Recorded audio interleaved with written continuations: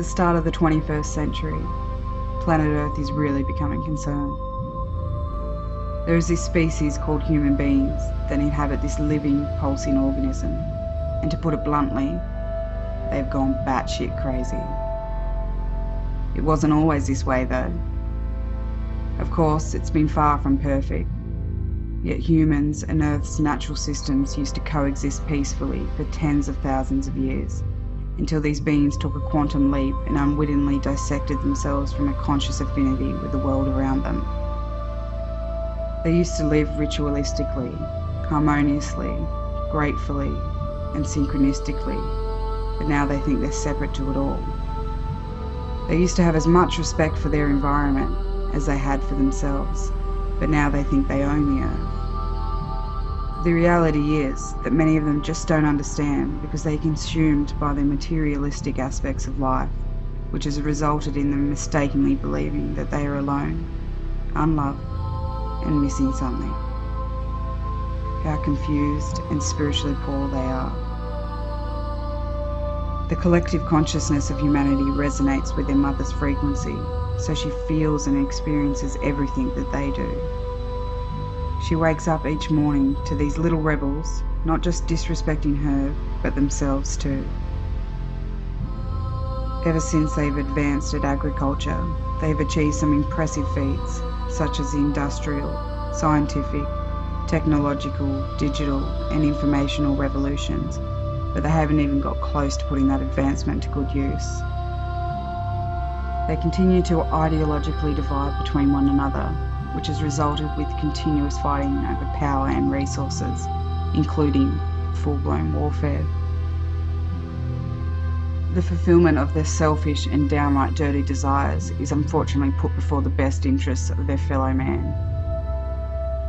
Ironically, very few of them have actually found true inner peace in their lives as well, even when they have more knowledge, opportunity, and capability than ever before. The human species simply lacks wisdom on a widespread scale. Another tragic aspect to the reality they've created is that the systems they've designed are subjecting a growing number of them to poverty and other socio-economic disadvantage. This was improving up until the last half a century, but now that trend has reversed. A huge proportion of these beautiful creatures struggle to eat, let alone shelter themselves from the intense bodily processes that Mother Earth subjects them to. It's madness, pure madness. If only they knew that they could create economic and social systems that benefit all of them, not just the self-appointed ruling class. Mother Earth knows how ridiculous all this is. She knows that humans are all equal at their core, regardless if many of their individual behaviours lack selflessness, intelligence, morality, and sophistication. She's hoping they can collectively wake up soon and fix it before it's all too late.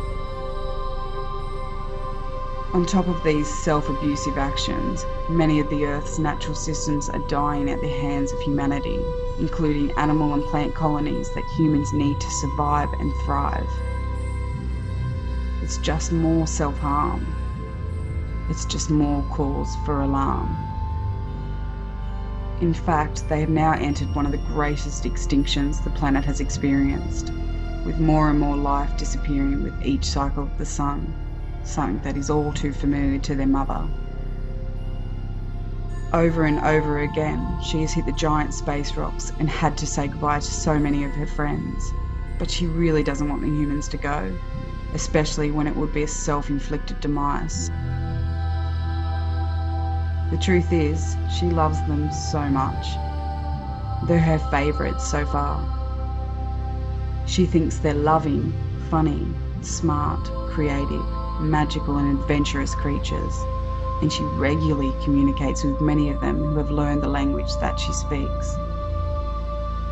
Even though many are behaving terribly, she doesn't think that they are cancerous. She knows that it's just particular social designs that are a cancer to their entire future. If only they'd heal these tumours, they could come back into balance with her once again and live a happy, healthy and honourable life together. She feels a little sad though, because she can't do anything else to help except vibrate her beating heart. After all the changes she has gone through and all the little mates that have come and gone, she feels closer to the humans than anything before. They understand her more deeply than any of her other friends did. She really doesn't want them to leave, but she knows if they continue the way they've been going, she'll have to say goodbye. They've still got some time up their sleeves though, so she's got faith they'll get their shit together, overcome their differences, and finally unite.